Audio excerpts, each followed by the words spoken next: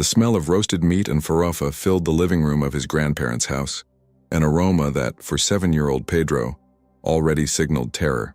The noise of loud laughter and lively family conversations amplified in his head, turning into a deafening cacophony that made him tremble. He pressed his hands against his ears, trying to muffle the sound that invaded him, his eyes fixed on an invisible point on the carpet, seeking mental refuge. His mother, Anna, tried to gently pull him closer, but he shrank even further, trying to disappear.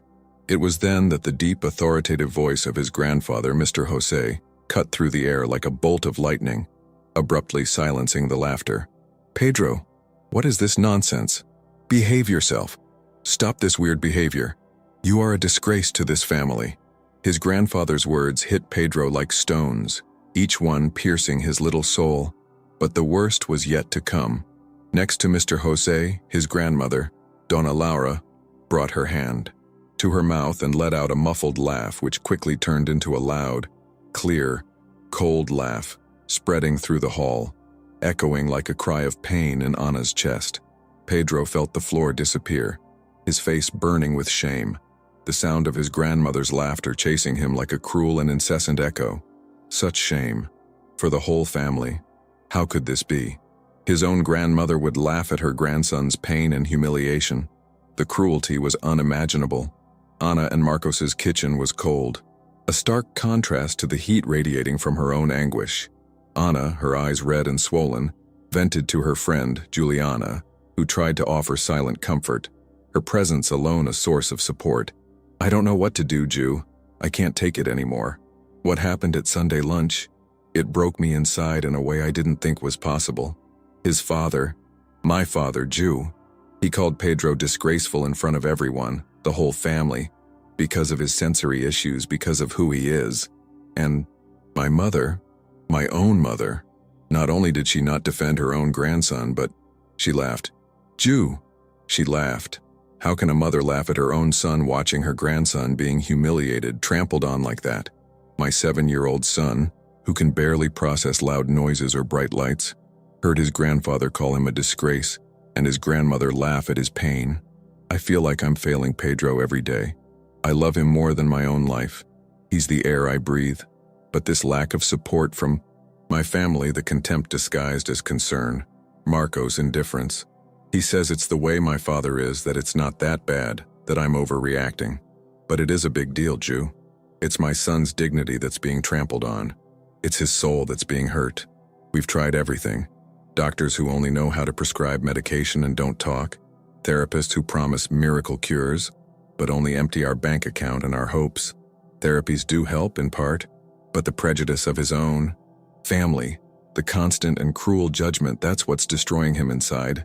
I feel completely alone in this battle that seems to have no end.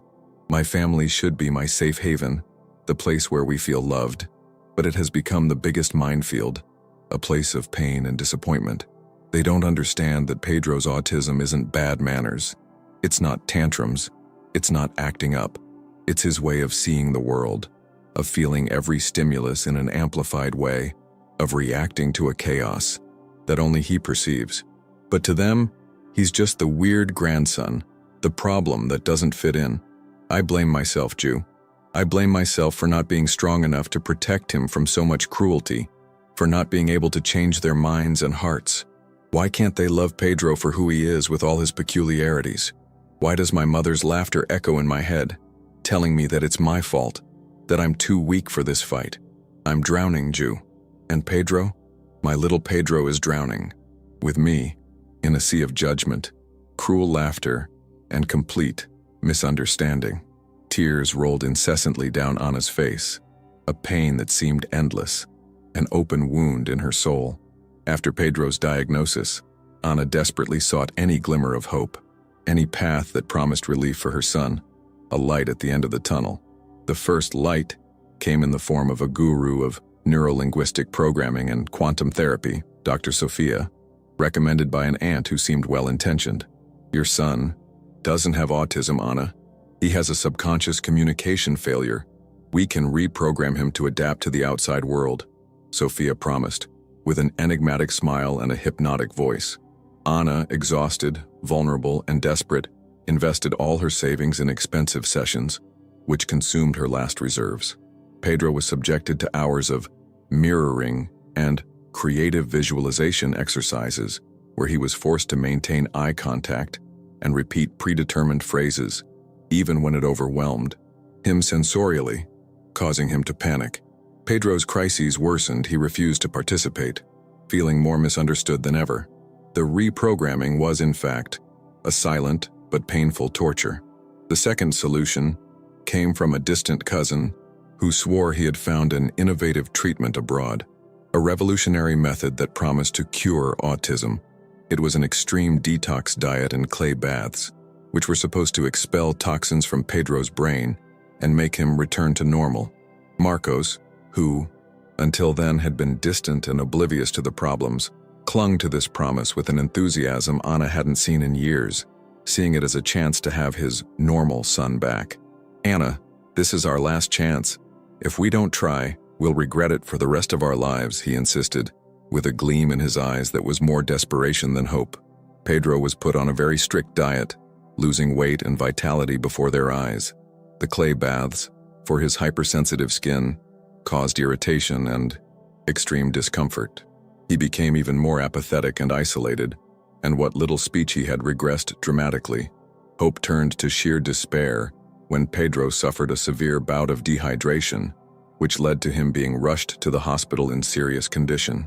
Carlos, seeing his failure, simply disappeared again, taking with him what little hope remained and the little money he had promised. The biggest disappointment, however, came from Anna's own family, those who should have been her support. After the humiliating incident at Sunday lunch, Anna tried in an act of desperation to confront her parents. "Mom, Dad, please understand. Pedro doesn't mean any harm. He needs acceptance and understanding, not judgment and punishment." But Mr. Jose just snorted with disdain. "Acceptance? What nonsense! What he needs is discipline. This autism nonsense is just an excuse for not educating him properly, Anna. You're spoiling him too much."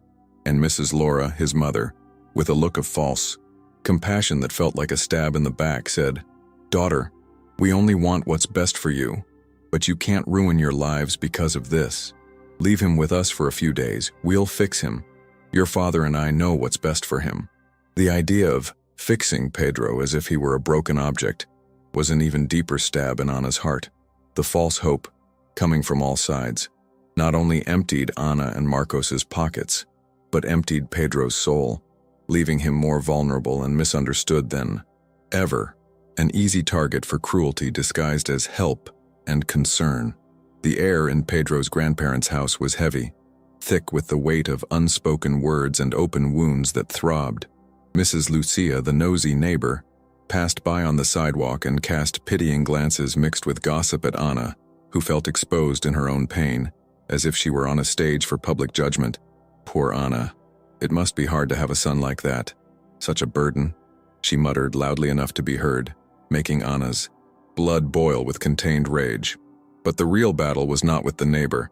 It was a silent and cruel war within the family itself, where loyalty seemed like a worthless coin. At Sunday lunch, the tension was palpable. It took your breath away. Mr. Jose, Pedro's grandfather, with his deep authoritative voice, was the executioner of the day, the merciless judge. "What's all this shouting, Anna? Pedro, stop shaking. You look like a madman. This is disrespectful to your elders, to our home. You're embarrassing me." The words cut through the air like sharp knives. Anna tried to intervene, her voice breaking. "Dad, he can't help it. It's his autism. Please try to understand." But she was always brutally interrupted. "Autism, autism. That's just a fad these days. In my day, children were spanked and learned to behave. You're raising a monster," shouted the grandfather, without any shame, hurting everyone. And worst of all, the cruelest thing of all, Donna Laura, Anna's mother, her supposed ally, the person who should have been her safe haven, just laughed. A nervous laugh at first, which quickly turned into loud, clear, cold laughter, as if Anna's despair and Pedro's incomprehension were the funniest joke in the world. She laughed to lighten the mood, to not contradict her father, but each laugh was a dagger stabbed deep into Anna's heart. Marcos, Anna's husband, was a passive spectator, a wall of indifference and cowardice. He hid behind the newspaper, his cell phone, or simply changed the subject abruptly when the tension rose, pretending that nothing was happening. "Anna, don't pay any attention to your father. You know how he is. Let it go. It's not worth fighting and ruining lunch," he muttered, avoiding confrontation at all costs, leaving Anna completely alone on the front line, bleeding. Their relationship was fading into deafening silences and deep hurt, an abyss that grew every day. But the deepest humiliation, the one that made Anna's blood run cold, the one that ignited a flame of fury and made her swear silent and powerful revenge, came from a conversation she overheard. Her mother, Donna Laura, on the phone with a distant aunt, her voice full of forced and hypocritical concern, said, "Oh, cousin, you have no idea what a cross Anna is carrying with that boy. It's hard, you know. We try to help, but it's a lost cause. And Jose, poor husband of mine, seeing his grandson like this, a disgrace to the family name. He suffers so much, poor thing." Her mother's laughter on the phone, confirming that she considered her grandson a disgrace, was the last straw, the point of no return. At that moment, Anna knew. This was no longer her place. This was not Pedro's place. She had to react, not out of anger or resentment, but out of unconditional and protective love. Anna's revenge would be to show them the true value of her son, far from the toxicity of their cruel judgments and empty laughter. The revelation of her mother's conversation was the trigger for Anna. Donna Laura's laughter, the word shame, echoed in her head, no longer as a paralyzing pain, but as a flame of silent fury and unshakable determination. She looked at Pedro, who was sleeping peacefully in his room, the little toy plane clutched in his hands, and knew that the fight would no longer be for their acceptance, but for liberation from her toxic family. Revenge would not come through shouting or direct confrontation, but through building a new path, paved with love and understanding. The next day, Anna, with frightening calm, called Dr. Sophia, the guru of neuro-linguistic programming, and her cousin who practiced innovative treatment, and canceled all sessions and diets, closing that chapter of false hopes once and for all. She called the school, where her son was already suffering from bullying and misunderstanding, and formalized Pedro's withdrawal. "He won't be coming back," she said with a firmness in her voice that even she didn't know she possessed. Marcos, surprised by Anna's drastic attitude and new stance, tried to argue, but she silenced him with a look that promised more than words, an ultimatum with no turning back. The turning point did not come from outside, with a magic solution, but from within Anna. She refused to look for more cures for Pedro, because he was not sick. Instead, she began to look for what Pedro really needed, what would make him flourish. She immersed herself in books about autism that talked about acceptance, neurodiversity, and how to create an environment for her son to thrive in his own uniqueness. She found a therapeutic center that promoted ABA, applied behavior analysis, therapy, not as a cure, but as a tool to develop social and communication skills in an individualized way, respecting Pedro's pace and interests. The therapist, Dr. Clara, was a kind woman with a look that conveyed genuine understanding and empathy. The first session was a turning point. Dr. Clara did not try to correct Pedro's repetitions. Instead, she integrated them into activities in a playful way. If he repeated, "metal wings, flying high," she would take a paper airplane and fly it with him, creating an interaction based on his genuine interest and validating his way of expressing himself.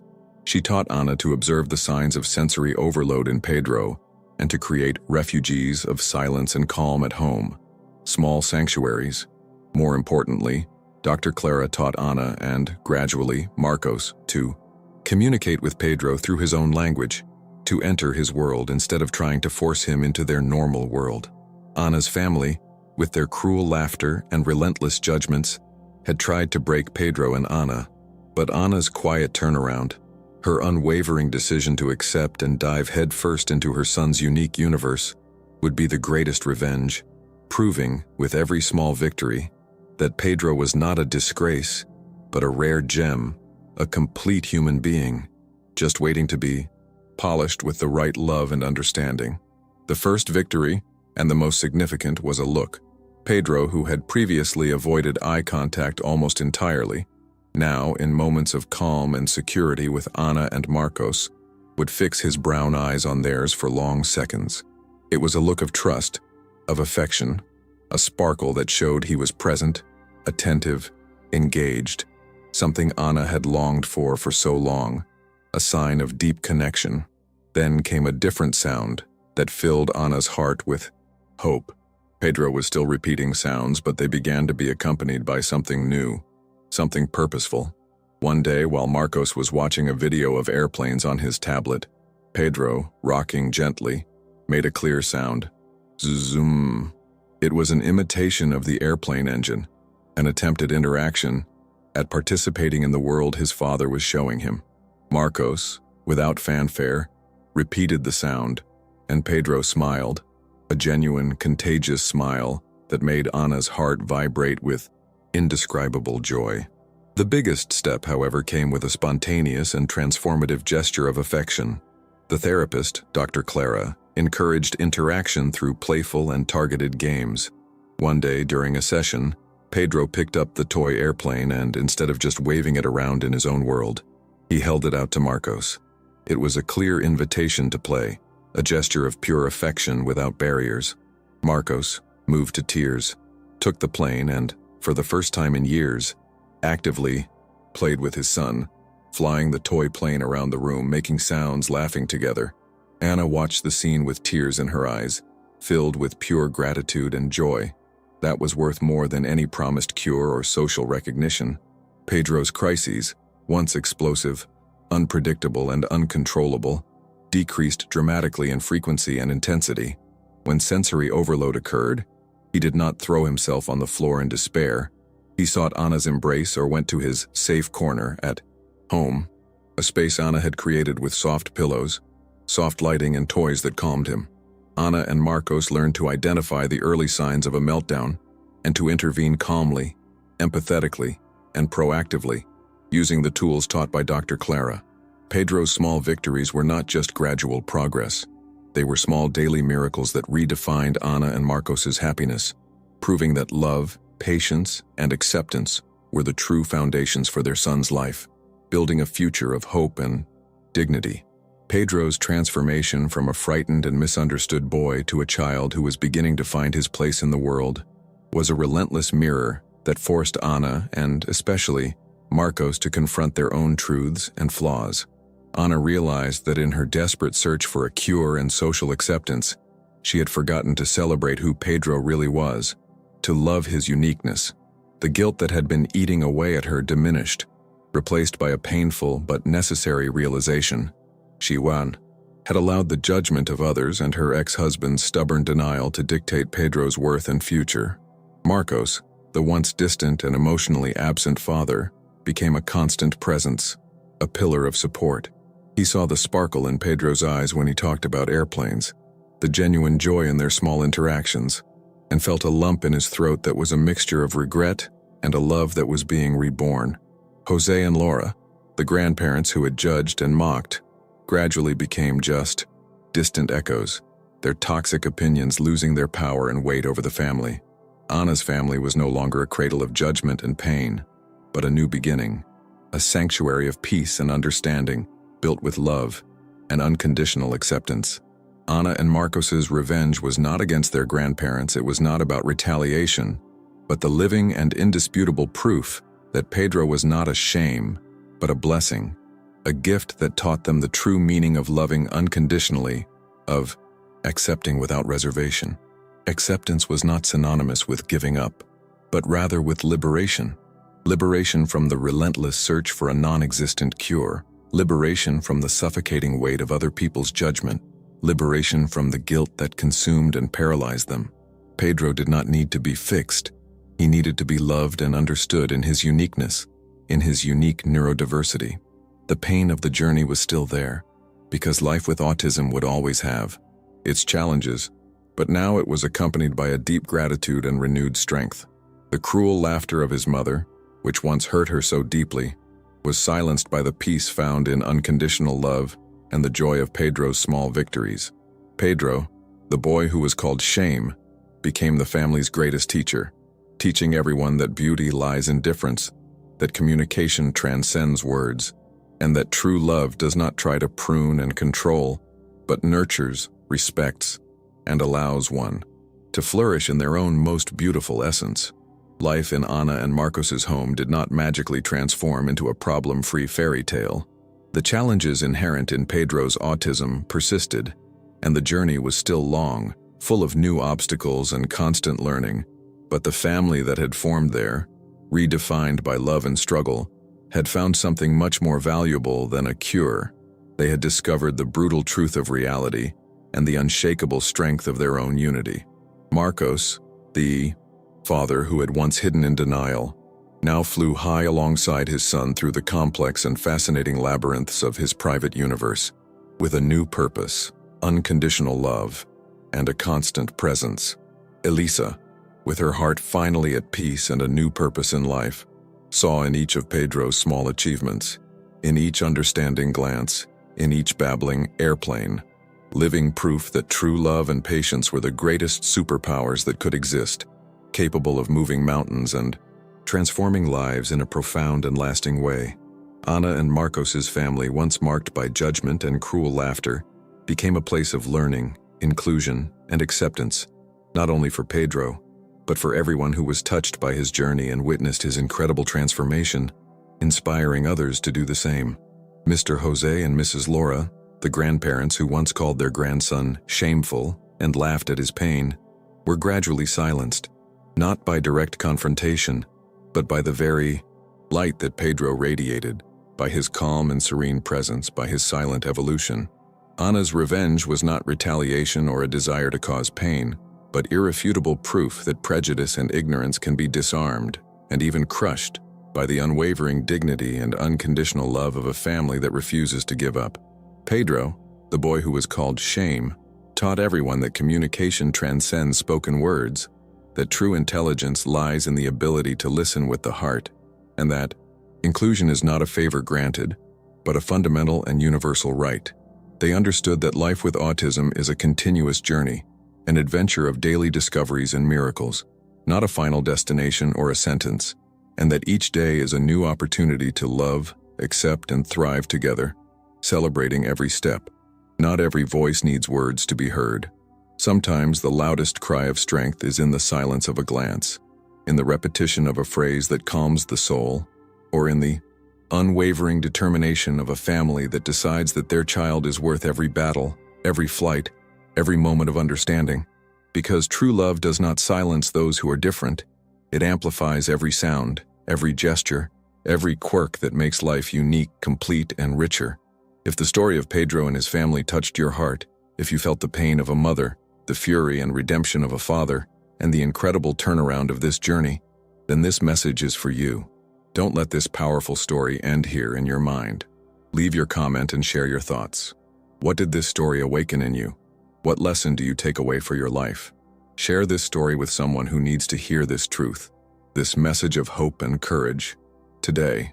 And if you want to continue to be inspired by stories that transform and remind us of the power of acceptance, sign up and join us in building a world where every child, regardless of how their flight manifests itself, is seen, valued, celebrated, and above all understood. Your voice, your engagement, your empathy can change the world around us one heart at a time. Let's fly together, higher than ever.